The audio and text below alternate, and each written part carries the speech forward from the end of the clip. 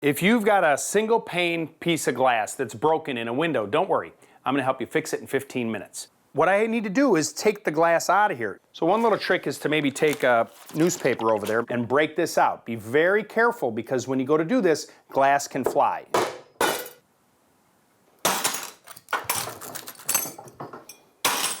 Now we have to get the old glazing up. Now that is best done with a putty knife and a hammer. And so you want to just gently kind of chip all that away. Don't rush it because you don't want to damage this frame at all.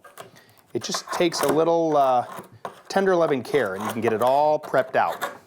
Now it's time to measure for the glass. This one's about 28 inches this way. And you can see this little groove in here, so you got to allow for that when you measure here and come across 15 3/4. But you want to add probably 1/8 of an inch to go over that and give that dimension to the hardware store or the glass company, wherever you go, and tell them it's going into a wood sash because they're going to back off of that number just a little bit. The glass does not have to be super tight. I'm going to go ahead and slide it into that groove first, hold it in place. Look at that. It works.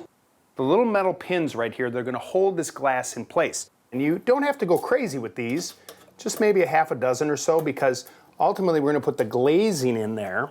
Well, take that putty knife and you start in a corner and you're going to actually put this in on an angle. You want to work that material into the frame and against the glass. And that's okay that you get a little bit more because see how I'm going to cut it smoothly with the putty knife?